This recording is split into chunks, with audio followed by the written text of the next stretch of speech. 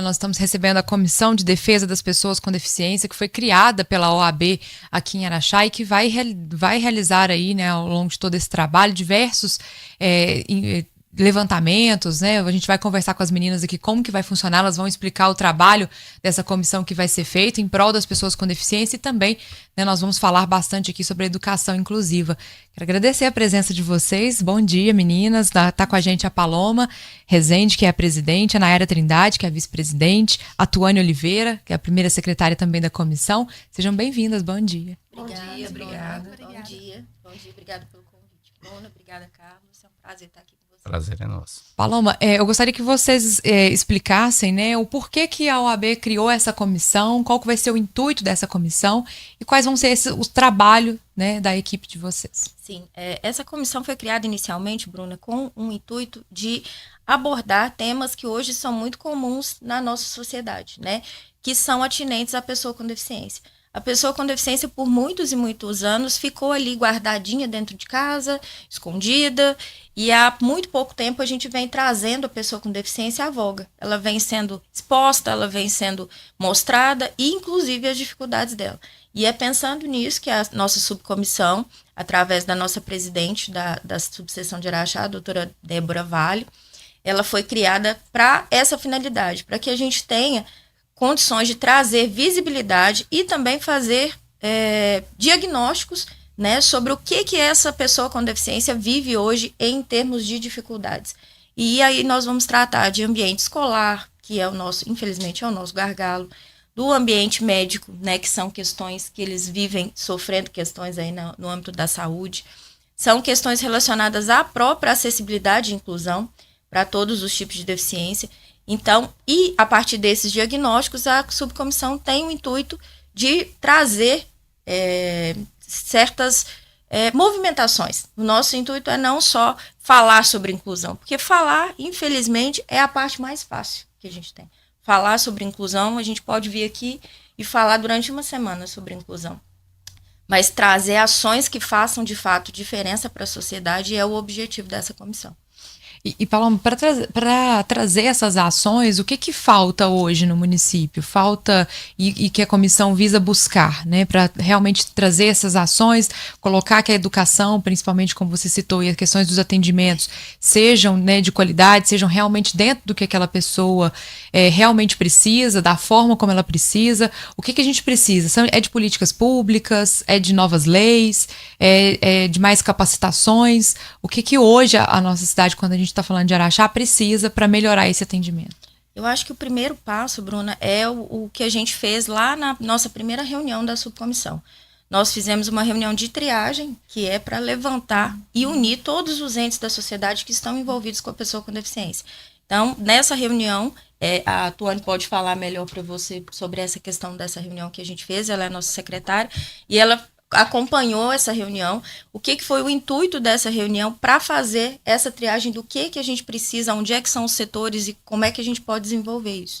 Então, vou pedir a Tuane para explicar, né, sobre essa reunião. Nossa reunião foi o seguinte, a gente chamou todas as organizações, seja pública, seja filantrópica, seja particular, para saber sobre as demandas que estavam acontecendo em Araxá como todo.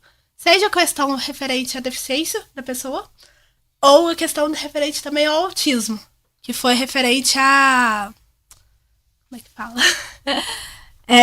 Foi a nossa maior demanda. A maior demanda tanto na parte da educação, como também na parte de listas de espera, de tratamento específico para aquelas pessoas, né? Porque tem muita coisa envolvida por trás. E a Nayara, como nossa vice-presidente também, está acompanhando o que serão aí os nossos objetivos depois dessa triagem, o que a gente tem de objetivo enquanto comissão para desenvolver e, como a gente sempre fala, né, gente, sair do papel, ficar sentado dentro de uma sala e porque, na verdade, tem muita gente, né, que fala, que faz aquilo, que faz isso, que faz, torna, né? Mas não sai do papel, não sai da população, né? A população tem aquele direito, para a população fazer parte daquilo ali, não sai. O nosso objetivo da comissão principal é tratar de assuntos da preservação e promoção dos direitos da pessoa com deficiência, principalmente no que tange a conscientização, proteção e inclusão. e principalmente integração social. A gente vê muito o deficiente sendo inserido nas escolas, nas empresas, para cumprir cotas. E não sendo incluído num ambiente adequado, programado para ele. Principalmente, a gente falou das escolas na questão da educação, foi um gargalo que foi apresentado nessa primeira reunião muito grande, no que tange professores de apoio, profissionais capacitados e principalmente o respeito a outros profissionais que trabalham com essas crianças, né, que possuem uma deficiência.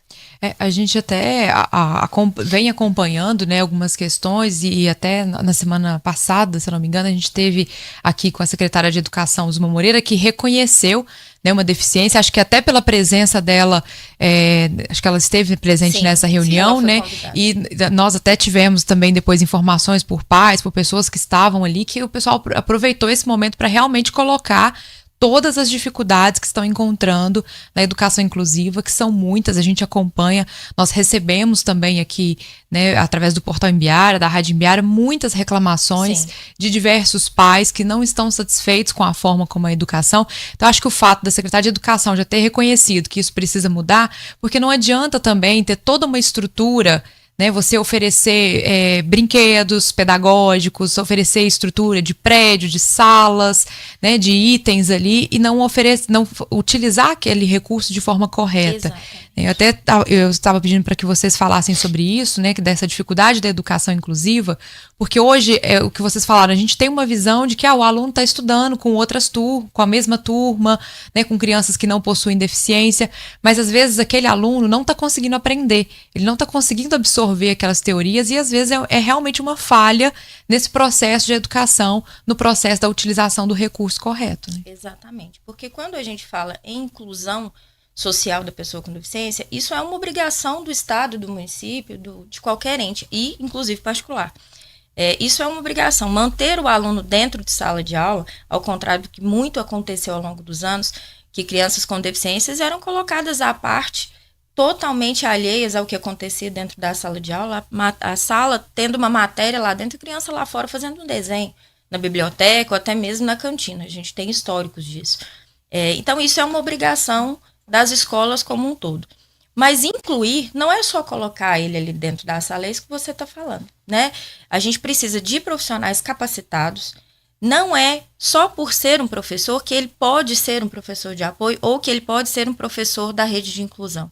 Isso cabe um treinamento muito robusto, é necessário que o professor esteja preparado para receber aquela criança e com aquela deficiência específica. Né? Muitas vezes a gente tem, infelizmente, um professor de apoio que atende 2 ou 3 deficiências dentro de uma mesma sala de aula. E a gente sabe que humanamente isso é impossível, além de ser exaustivo. E meninas, como que isso é definido? Por exemplo, existe uma lei sobre essa inclusão que prevê isso, que fala o tipo de deficiência que deve receber o professor, né, de apoio, não deve receber, que pode, ou está sendo definido pelo município a forma como cada aluno vai receber esse professor? Como que hoje aqui na cidade funciona essa definição? Porque a gente vê muitas reclamações sobre isso que a Paloma falou. A gente vê alguns pais falando, porque meu filho precisaria de um professor único para ele, né, exclusivo, e ele está atendendo outras 2 crianças junto com meu filho numa mesma sala de aula. Então, como que funcionam essas definições? Existe uma regra, existe uma especificação para isso? A primeira coisa é que o Estatuto da Pessoa com Deficiência prevê que a criança, ou adolescente, até o adulto, porque é importante a gente deixar isso claro, que a gente fala muito em criança, né? Criança, mas a educação inclusiva, ela se estende até o nível superior de educação. Então, não é só na rede básica de ensino. Tanto no ensino fundamental, médio e no ensino superior, ele tem direito a um professor assistente, um professor de apoio, caso isso seja indicado. Aí, o que é essa definição? Quem faz não é o município. Não é a escola que tem essa definição, ou os pais também. Quem tem o direito, quem tem a obrigação, na verdade, de determinar e sugerir que o aluno seja acompanhado por um professor de apoio, é a equipe técnica multidisciplinar que acompanha essa criança, ou esse adolescente, ou esse adulto. Partindo lá do primeiro, que é o médico, psiquiatra ou o neuro, e depois o restante da equipe multidisciplinar, os psicólogos, terapeutas em geral, que acompanham essa criança. Então, isso é feito por laudo. Esse profissional da equipe multidisciplinar faz um laudo definindo que ele precisa do professor de apoio, e esse laudo precisa ser muito específico. o porquê que ele precisa do professor de apoio. Não adianta escrever lá, sugere-se professor de apoio. Porque não quando chegar só na os rede... pais quererem também o professor de apoio. Isso. Tem que ter essa indicação aí. Porque senão vai chegar na escola e vai esbarrar no fato da escola, vai falar, eu não tenho professor de apoio atualmente para oferecer. E aí o assunto acaba aí. É o que não pode acontecer. Até essa era a minha próxima pergunta. Quando o município não cumpre isso, né? Então a criança, o adolescente, né, ele tem ali o laudo, ele precisa desse professor de apoio, mas o município não está cumprindo de acordo, né, com o que o profissional de saúde identificou que seria o necessário para aquela pessoa. O que cabe aí nessa questão quando o município não está cumprindo? Aí é a questão do Ministério Público. O que acontece? Hoje as pessoas acabam fazendo denúncia em lugares errados e que não levam a nada, né? Às vezes procuram a Secretaria de Educação, o diretor da escola, de uma forma tentando... Obrigar mesmo. Obrigar. Porque quando a gente está ali amigavelmente, uma conversa não tem problema, faz até bem, né?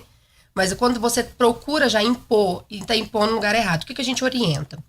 Nós da comissão, né, por força de lei, não somos obrigados a não fazer a captação de clientes. Então, nós estamos aqui hoje para um serviço voluntário. Então, a gente orienta que as pessoas vão até o Ministério Público e façam as denúncias. Lá eles vão ser devidamente encaminhados, o que devem fazer, para onde devem ir, ou procurem um advogado especializado, que eu acho que também faz toda a diferença. Porque também não é todo mundo que sabe do assunto, assim como toda a área do direito, né, medicina, todas as áreas aí profissionais.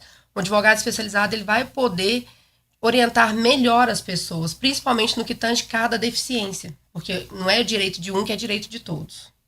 É o que a gente chama de clínico geral, né? A gente tem que tomar muito cuidado com o clínico geral na advocacia. E essa é uma bandeira que nós da comissão levantamos, que a gente precisa ser, de fato, associado a uma causa que você trabalhe com especificidade.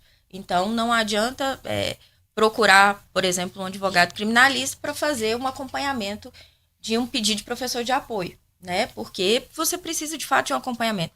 E caso a pessoa não tenha, isso é importante, caso a pessoa não tenha condições de procurar um advogado particular, ela tem aqui em Araxá a Defensoria Pública, ela tem o NPJ da faculdade, que é o Núcleo de Prática Jurídica, e a denúncia pode também ser feita diretamente no Ministério Público, como a Nayara falou. A nossa intenção da comissão é justamente combater essa questão de inserir o deficiente num local e não incluir ele. Porque não basta só inserir ele na escola, tá ali, e não incluir ele nas atividades, de acordo com a deficiência dele. Não fornecer o professor de apoio quando necessário.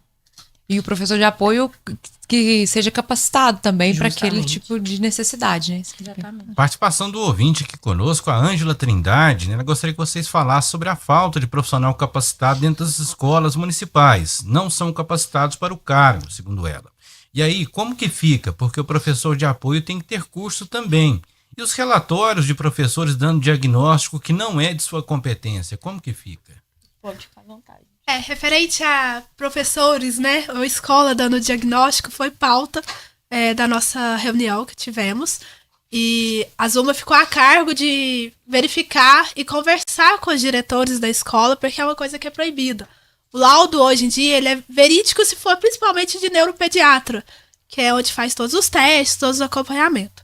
Com referência a professora de apoio não qualificada, com capacitação, infelizmente, eu não sei responder.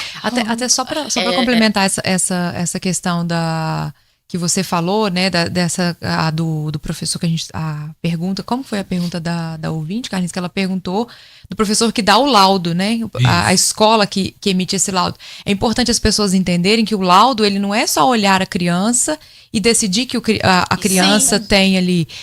E esse laudo é demorado, ele também não é de um dia para o outro, né? Você não vai levar ele no neuro, num pediatra e aquele laudo vai sair automaticamente. Sai de lá já com o papelzinho. Já sair de lá com o laudo, já definindo o que ele tem, qual é o tratamento. É um processo que envolve toda uma rede de profissionais, né? Exatamente. São profissionais multidisciplinares, né? A escola faz parte dessa rede, a escola é importante. A escola pode encaminhar, né? Mas a escola não é a capacitada para dar o diagnóstico. né, dar um laudo, especificar se a criança tem ou não tem uma deficiência. E sobre a capacitação, que foi a pergunta da Ângela, né? A capacitação foi um dos nossos grandes debates nessa reunião e vai ser ainda objeto de outros programas que a comissão pretende desenvolver, porque a capacitação do professor é a semente para essa planta florescer, né? Se a gente não trouxer capacitação para os professores, qualificação técnica mesmo, porque muitas vezes, gente, as pessoas confundem boa vontade com conhecimento. Eu posso querer muito cuidar, auxiliar uma criança no processo escolar dela, mas eu não tenho qualificação para isso. Eu sou advogada, eu não sou professora. Ou ainda que eu seja professora, eu posso ser uma professora regente excepcional, mas não necessariamente eu tenho qualificação para ser uma professora de apoio, que vai sustentar a vida escolar daquela criança, adolescente ou adulto. E hoje aqui no nosso município nós temos mais de 240 professoras de apoio. Então, a ideia da comissão é fazer um projeto junto a esses professores, vai ser divulgado, mas a ideia é que a gente possa trazer esses professores de apoio mais próximos para tratar dessa conscientização do que é realmente necessário e do que realmente é para ser feito dentro de uma sala de aula, né, do que está ali para atender o deficiente. E a formação e a capacitação desses profissionais tem que ser constantes, né? Porque Sim. vai tendo novidades, né, todos os dias, né, dentro da área de trabalho. Estamos de volta, a participação dos ouvintes aqui também no tema que a gente está abordando hoje. Registra a participação do Hélio Gomes, né, Melhores Advogadas de Araxá. A Ângela Maria Trindade, né, também está acompanhando. O vereador Zidane também está aqui ligado, né? Está dizendo, ótima entrevista, bem informativa. Pergunta, o que Araxá tem feito em relação à preparação de novos profissionais? E qual a responsabilidade do poder público? Sobre o que o município tem feito, não está na nossa alçada para responder, infelizmente, né? Primeiro porque a comissão é uma comissão que tem 2 meses, 1 mês e meio, na verdade, de criação. Nós não temos ainda esse contato tão estreito com o município para levantar uma resposta que seja pertinente. Mas com relação à responsabilidade do poder público, sem sombra de dúvidas, quando nós estamos tratando do âmbito estadual, municipal e federal, o poder público tem a obrigação de fomentar a capacitação técnica desses professores, né? E quando a gente fala do ambiente escolar na rede particular, essa responsabilidade passa a ser daquela entidade especificamente. Aqui tem só a inscrição do nome, tá nos acompanhando lá em Belo Horizonte, MAVDR. Nas escolas privadas, essa situação de falta de professores especializados é igual? Às vezes é um pouco pior. Porque o que acontece? A rede particular tem ainda uma crença, em alguns casos, né, gente? Não vamos generalizar em nenhuma hipótese, nem no poder público, no setor público, tanto no privado. Mas existem ainda entidades escolares que entendem que o professor de apoio na escola particular precisa ser custeado pelos pais, ou que ele simplesmente fala aqui nós não oferecemos professor de apoio. Não tem essa opção, né? Essa liberalidade não existe. Quando a criança, ou adolescente, ou adulto, vamos sempre reforçar essa questão do adulto, que a gente precisa falar que o adulto também, na fase de ensino superior, necessita, às vezes, de um suporte. Nesses casos, a entidade é, sim, obrigada por lei a oferecer o professor de apoio, de suporte ali para o desenvolvimento específico que foi apresentado para o laudo na escola. A escola pode negar matricular um aluno, no caso a escola particular, ela pode negar para a matrícula de um aluno que tem um laudo que necessita de professor de apoio, que necessita de atendimento especializado dentro da escola? De forma alguma. Essa negativa é discriminação, é tipificado como crime, e se isso acontecer, como a Nayara falou, cabe denúncia no Ministério Público. E, infelizmente, isso acontece muito, gente. A gente vê uma quantidade de vagas X disponível. Quando a mãe chega para fazer a matrícula do filho, ela se depara com as vagas terminaram quando o laudo aparece em cima da mesa. Então, isso veladamente, infelizmente, acontece sim. Mas isso também não é só referente à escola, né? Não é só o ensino. Existem escolas de música, escolas de balé, sim, escolas de dança, diversos tipos de idiomas. Isso. Que na hora que você entrega o laudo, tem vaga. Mas na hora que você entrega o laudo, a vaga some. A vaga não existe mais para aquela pessoa, etc. E fala que não é discriminatória, né? Tem muitas escolas aqui que falam, a gente Não, aceita. o que é mais. É, Exatamente. A gente esbarra muito com a escola particular no seguinte sentido também. Às vezes, por ter um número menor de alunos na sala, a escola particular fala que não oferece o professor de apoio, porque por entender que a criança ou o aluno, no caso, né, igual falou, tem adultos também, já estão ali apoiados pelo professor principal, porque tem um número menor de alunos na sala. Mas a verdade é que estão negando o professor de apoio, estão negando um direito do deficiente. Existem escolas que, na verdade, na hora que a pessoa leva o laudo, e eu levo o encaminhamento do neuropediatra informando que a criança precisa de um professor de apoio, a escola olha e fala, não, mas seu filho ou sua filha não tem necessidade nenhuma de uma professora de apoio. olha, verdade. aonde Não está a fazem escola, isso. né, Exatamente. nessa decisão, né? Sim. Quem é a escola na fila do pão, né? Para decidir se a criança tem ou não necessidade do laudo. E é importante, acho que cada vez mais falar sobre isso, os pais também estarem junto com as associações, né? Não só a AEMais, mas tantas outras que a gente tem de apoio e conhecer os direitos justamente para saber buscar isso, porque às vezes alguns pais acabam aceitando essa situação, né? Não, a escola falou que meu filho não precisa, que ele vai dar conta, né? Ou que ele está dando conta, e às vezes a verdade ali é que não está dando conta. A gente vê, e eu já vi alguns casos sobre isso, das professoras fazerem as provas para os alunos, né? A fazer ali a prova para o aluno aqui no momento que ele está fazendo, fazer a atividade, e o aluno acabar também passando de ano e dificultando mais ainda, né, a vida dessa pessoa, né, verdade, mais ele é para empurrado, frente, porque né? ela não tá aprendendo, ela não tá desenvolvendo, né, alguém tá fazendo por ela. E até um gancho importante, Bruna, do que você disse, a gente precisa tratar também da questão do material que essa criança a criança, adolescente, adulto vai trabalhar dentro de sala de aula. O material, na maioria das vezes, precisa sim ser adaptado. E quando nós falamos em adaptação, a gente volta na questão da qualificação. O professor de apoio precisa demonstrar, através daquele material adaptado, ou a escola, ou a coordenadora pedagógica, isso precisa vir da escola, um material adaptado para aquela pessoa com deficiência, de forma que ele consiga desenvolver as mesmas habilidades que estão sendo desenvolvidas dentro da sala, só que de forma individual.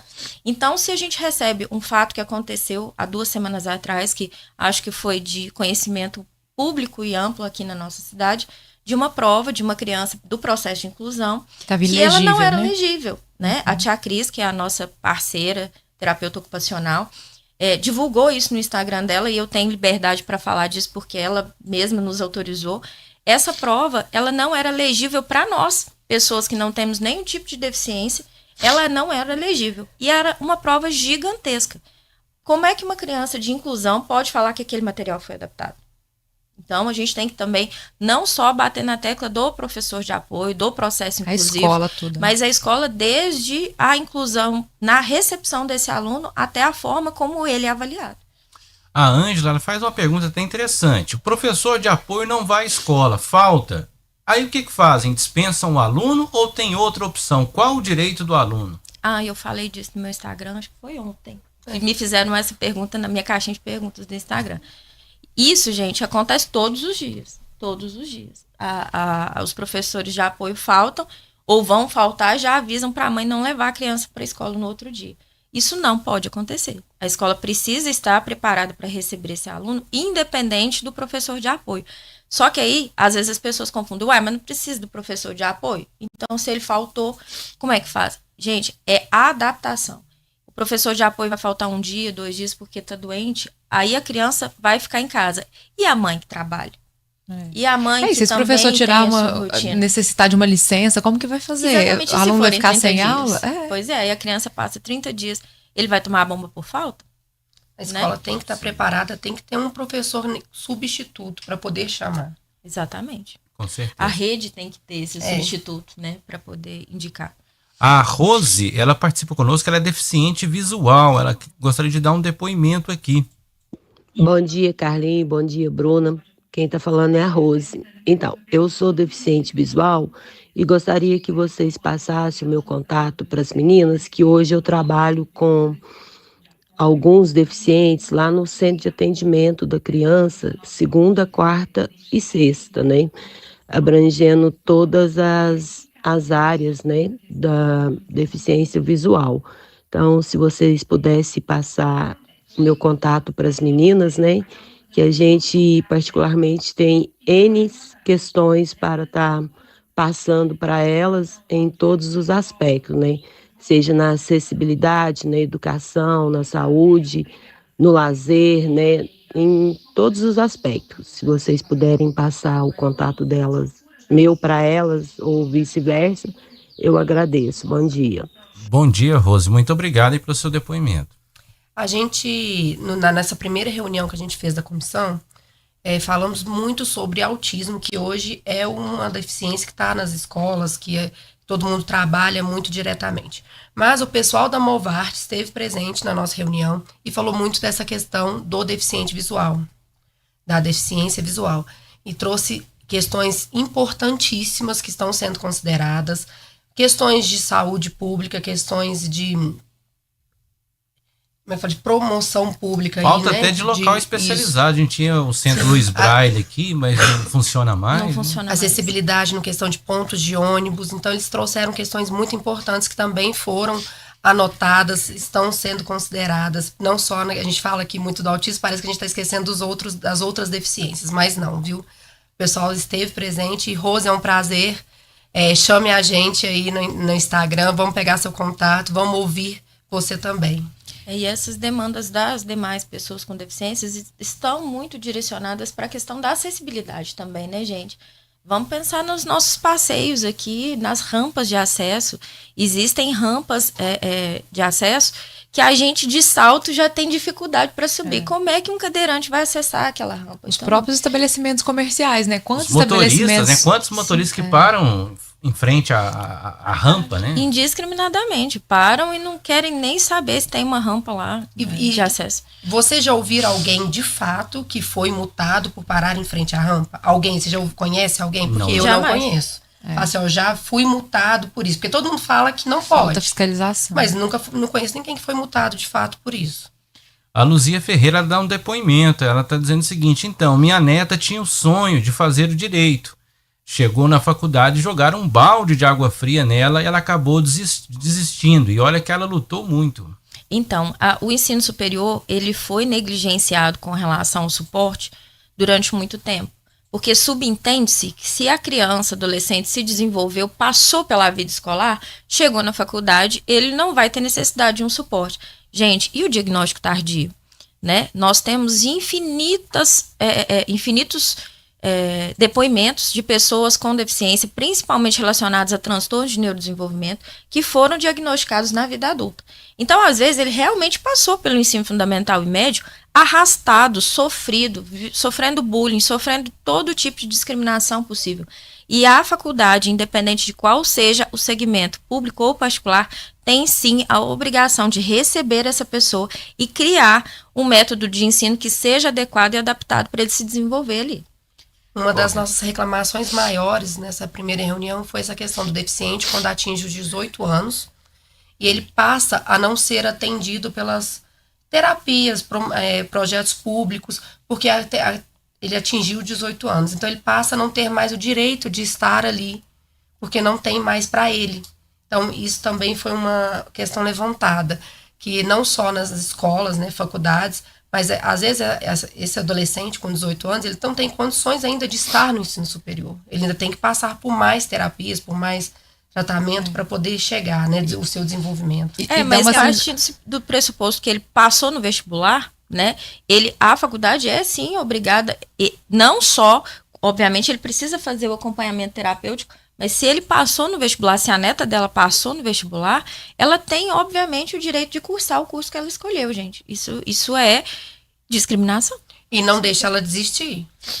Isso já ficou muito na antiguidade, né? Porque há muitos anos atrás a gente tinha um tratamento com as pessoas de deficiência, que era essa pessoa não vai poder fazer nada, essa pessoa vai ficar num quarto dentro de casa, né? Não vai desenvolver, não vai fazer um curso, não vai estudar. E a gente não pode ter esse cenário de volta, né? Dessas pessoas desistindo dos sonhos, desistindo de estudar, das formações, do trabalho também, né? Isso. Antes, né, as pessoas com síndrome de Down também eram muito recolhidas dentro de casa, onde ficava ali dentro de casa. Até na reunião a gente teve, né, alguns pais, não tô lembrado, desculpa, mas não tô lembrada do nome. Da Cinda. Isso. Pessoal da associação. Isso.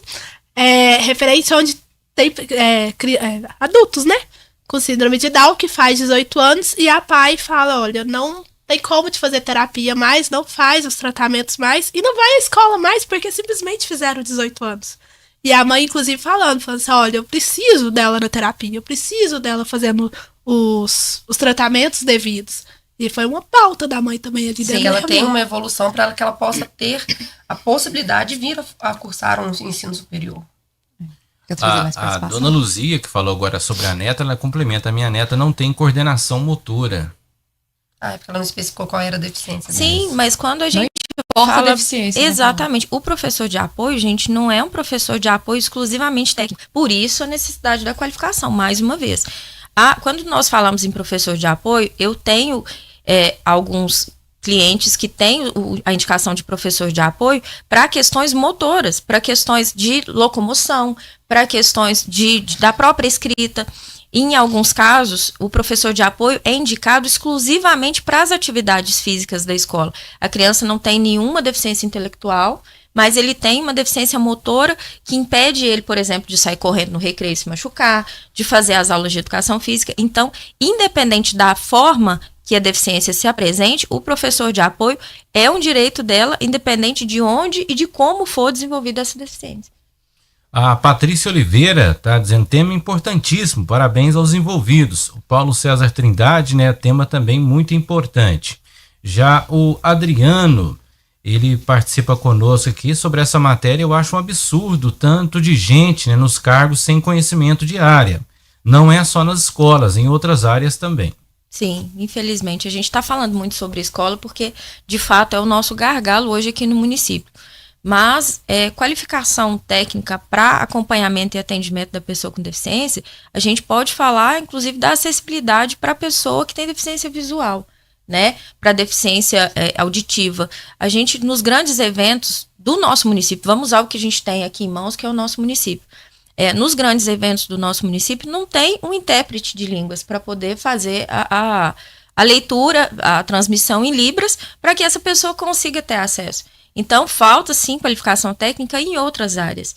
E Boa aí, vontade uma também. culpa do município? A gente está jogando isso para cima? Não, gente, isso parte lá do princípio da conscientização. O Estado, o governo federal, estadual e municipal precisam entender a importância de que todo ser humano precisa, sim, ser incluído na sociedade. Não é só ser inserido, como a Nayara falou. Inserir é fácil, difícil é fazer a inclusão acontecer no dia a dia. Quando eu falo de boa vontade, eu não estou querendo só falar do município, do poder público, mas principalmente das empresas, né, pessoal que faz eventos privados, empresas, questão de vagas de emprego, eventos para o município, por exemplo, eventos grandes privados que são necessários também ter a inclusão. Então isso tem que ter uma boa vontade e uma conscientização dessas pessoas também, porque não depende do poder público para que o seu evento tenha a inclusão no que tange a pessoa com deficiência. A gente fala muito aqui no Imbara Notícias sobre a questão do plano diretor, né? Porque o município a cada 10 anos tem que revisar o plano diretor do município e é o plano diretor que delimita tudo que vai haver de inovação, de construção ao longo dos próximos 10 anos. E eu até acho, né, não sei se isso já acontece, mas até uma sugestão que a comissão também estivesse incluída nessa questão da revisão do plano diretor. Porque o que a gente mais percebe, né, com o crescimento da cidade é a não inclusão das pessoas com deficiência.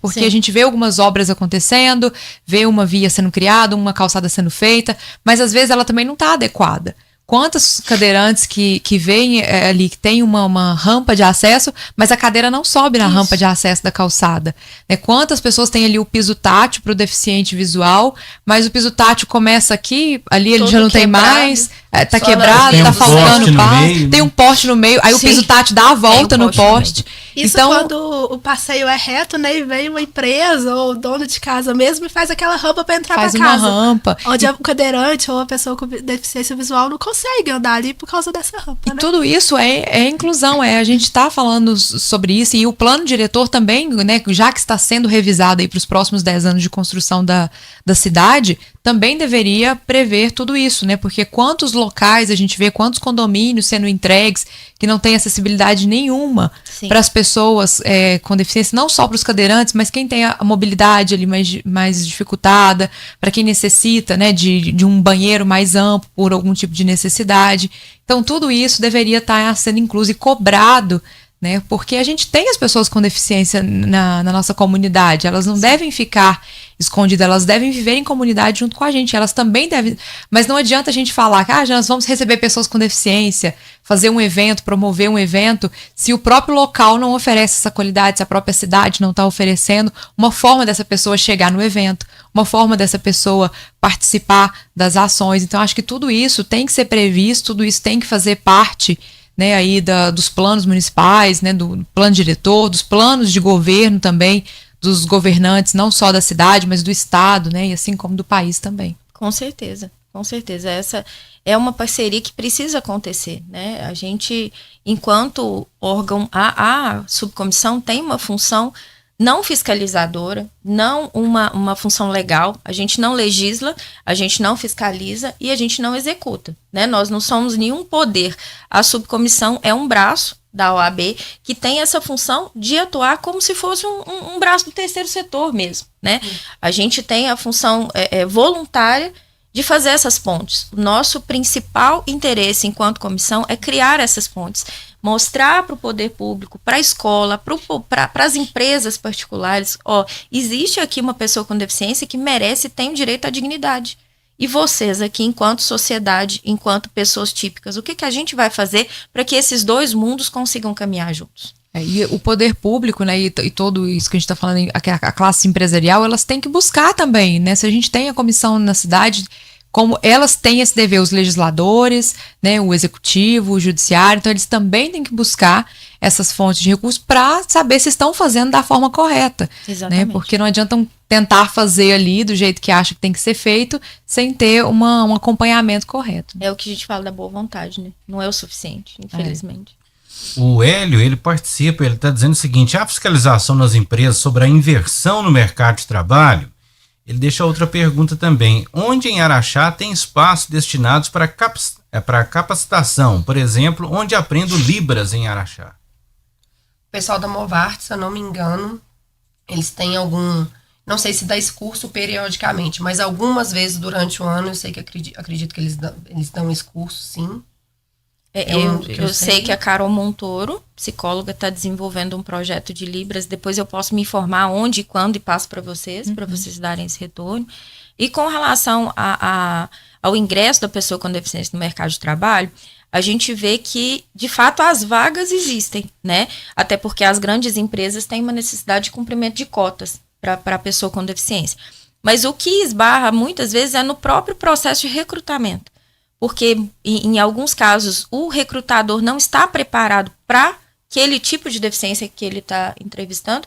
E, em alguns casos, infelizmente, acontece a inserção no mercado de trabalho. Que aí a pessoa é contratada, eu preciso cumprir minhas cotas aqui e vem. Aí a pessoa chega lá para trabalhar num ambiente que é completamente, absolutamente sem qualquer tipo de preparação para ele. Tanto para as deficiências físicas, para as deficiências motoras e também para as deficiências de neurodesenvolvimento. Esse ambiente precisa ser preparado para receber esse profissional. Vou até pedir a Tuane, né, queria ter comentado anteriormente, sobre essa questão das empresas, né, do preconceito das empresas em contratarem pessoa com deficiência, às vezes quererem escolher o tipo de deficiência também. Porque existem empresas, na verdade, que elas simplesmente preferem pagar a multa do que ter aquela cota ou ter aquela pessoa com deficiência. É igual a Nayara falou, né? Tem empresa que fala assim, eu preciso daquela deficiência visual. Aquela que vê realmente que é deficiente. E não postar ocultas, nas redes sociais, né? que tá fazendo inclusão lá. Né? Sim, super. A Está no empresa banner quer da empresa. que o deficiente tenha uma deficiência visível, né? Que ele seja cadeirante, às vezes, né? Ou um síndrome de Down. Por quê? Para que a empresa possa mostrar que cumpriu com a cota. Agora, quando a empresa às vezes não está disposta a contratar um deficiente que tenha a deficiência visível, porque não pode usar aquilo a seu favor. Usar a imagem dele, né? Ou às vezes que seja a deficiência mais assim, simples Simples. possível para que não atrapalhe, para que não dificulte, para que as pessoas não tenham que modificar Não o ambiente tenha de grandes trabalho, adequações, não né? tenham tantas adequações para fazer. E isso a gente esbarra muito, né, Paloma? Acho que na mesma questão que a gente falou um pouquinho antes, no início da entrevista, quando as escolas não aceitam, que é na questão, às vezes, do custo que isso vai gerar, né? Então, Exatamente. as empresas, as escolas particulares, às vezes vão pensando muito, nesse custo, eu vou ter um custo muito grande, eu vou ter que contratar um outro professor, eu vou ter que contratar um outro, vou ter que disponibilizar um funcionário para ficar apoiando, né? Então, se é uma pessoa que vai trabalhar em determinado setor, nossa, eu vou ter que comprar uma mesa mais baixa para a adaptar o pessoa, vou ambiente. ter que comprar uma Tem cadeira. empresa que só tem escada, né? Vou Tem ter que muitas instalar um empresas. elevador, vou ter que colocar ali, vou ter que diminuir as prateleiras, né, do Sim. meu estabelecimento para essa pessoa poder fazer atendimento, vou ter que fazer um balcão mais baixo. E tudo isso, e esse preconceito vai gerando, mas às vezes não é nem o preconceito, às vezes é a questão também que vai ser um custo a mais para aquela pessoa, né? Mas deixa eu te contar uma coisa. Quando a gente está falando em contratação de pessoa com deficiência, eles usam isso como dedução fiscal. Então, além de ter uma pessoa qualificada ali, independente da sua deficiência, porque isso nunca vai poder ser uma barreira, eles têm dedução fiscal, então eles ainda ganham em cima da pessoa com deficiência. A pessoa com deficiência vai ter ali, cumprindo a cota da empresa, eles abatem isso lá no imposto deles, na declaração. Então, não é que a empresa vai ter prejuízos. Ela pode ter necessidades de adaptações que vão ter custos, isso é inquestionável. Até como você falou, a questão de uma pessoa cadeirante, ele precisa rebaixar um balcão, precisa criar rampas. Mas vamos pensar que toda e qualquer empresa precisa sim ter as rampas. Ela precisa de acessibilidade, o piso tátil, né? Qual empresa que a gente conhece que tem um acesso na portaria Nunca de vi. piso tátil? Vamos pensar assim, aqui no nosso universo. Então, além deles, de fato, eles podem ter um custo para poder fazer essas adequações, mas isso vai ser combatido anualmente nas deduções fiscais da pessoa jurídica. Tem empresas em Araxá que eu acho que não acessam nem a cadeiras de rodas, né? Então, Sim. assim, a gente no dia a dia acaba passando despercebido, né? Mas a pessoa que tem ali a deficiência, Tem ela muita limitação. ela sofre com isso todos os dias. É uma loja que ela não consegue entrar, é um estabelecimento que ela não... E é muito triste você ver uma pessoa, né? E lamentável, né? A gente colocar dessa forma, uma pessoa, por exemplo, ter que ser atendida do lado de fora do estabelecimento, né? E eu já presenciei isso aqui em Araxá, de ver um cadeirante sendo atendido do lado de fora de uma loja, porque não tem como acessar a loja, né? E a pessoa queria especificamente Isso quando é comprar bem um produto atendido, daquele né? estabelecimento. Porque isso quando é bem atendido, porque tem hora que o atendente, o vendedor vai lá de fora para atender aquela pessoa e muitas vezes vai já com sentimento discriminatório. Já vai querendo discriminar ou com olhar superior, por exemplo, que é o que muito existe aqui em Araxá. Infelizmente, né? O Carlos Roberto Pires está dando os parabéns aqui pelo tema de hoje, importantíssimo. A Gleice, ela está dizendo, terça-feira lá no Teatro CBMM, na peça Teatro Azulha, tinha intérprete de Libra, foi lindo. Foi mesmo. Foi. Tá aí. E tem aqui também a participação do Carlos Humberto, ele está dizendo, desculpe, não é só a empresa, a sociedade não ajuda, tendo aí a discriminação também. É o que a gente e traz aí- a questão da conscientização. E aí isso é o famoso mais do mesmo, né? Eu falo muito isso nas minhas redes sociais.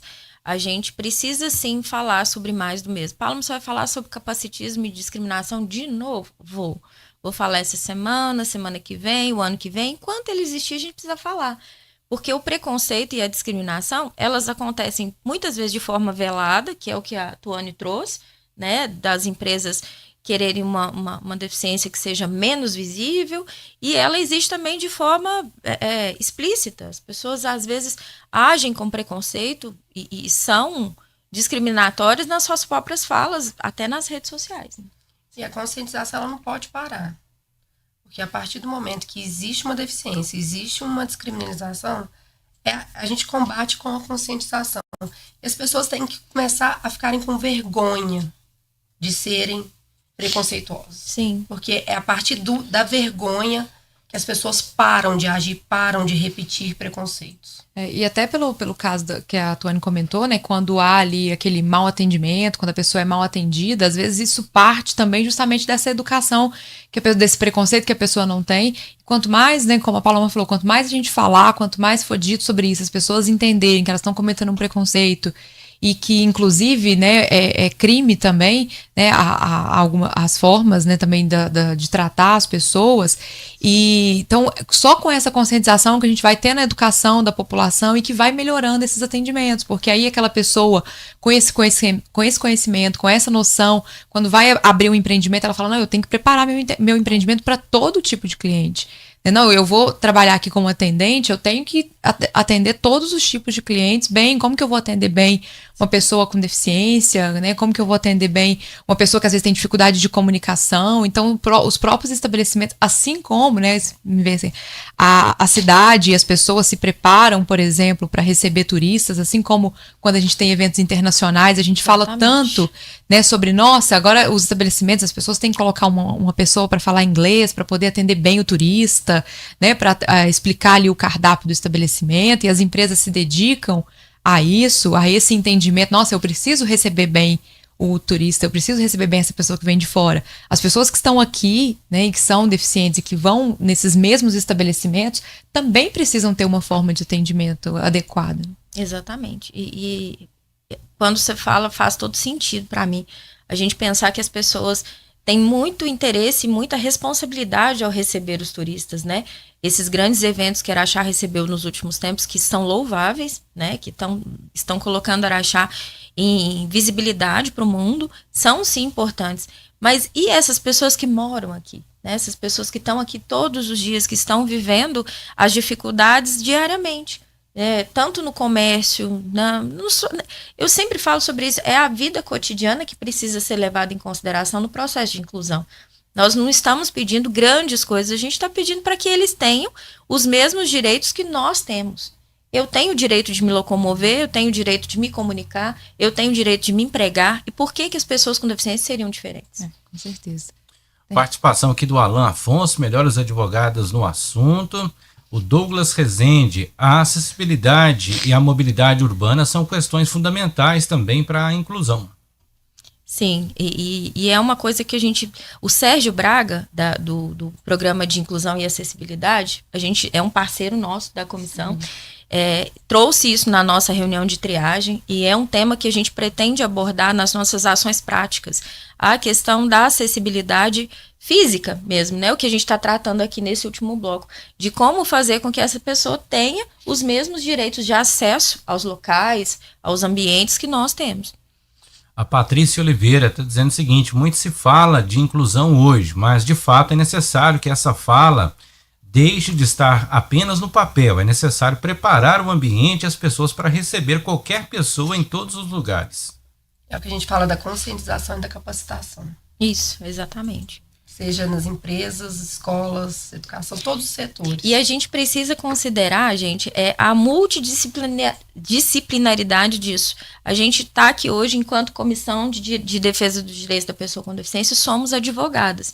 Mas a gente precisa entender que nesse processo estão envolvidos engenheiros, estão envolvidos a equipe terapêutica, está envolvida são vários setores que precisam se envolver, né? Essa questão da acessibilidade física, os departamentos de engenharia dos municípios precisam estar preparados não só para tapar um buraco. Eu preciso fazer uma rampa ali porque nesse campeonato que vai ter virão pessoas com deficiência. Não, eu preciso da questão do plano diretor que você suscitou. O plano diretor precisa prever essas coisas com antecedência.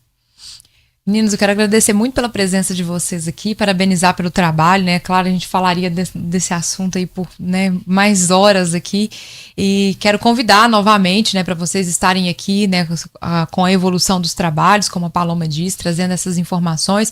Nós colocamos nossos microfones também à disposição para sempre trazer essas informações, as conscientizações e os trabalhos de vocês, né, de toda a equipe, para toda a comunidade de Araxá. Muito obrigada pela participação de vocês. Obrigada, Bruna. A gente agradece como comissão e esperamos voltar aqui com concretização dos nossos projetos e para poder divulgar e trazer mais conscientização para a sociedade.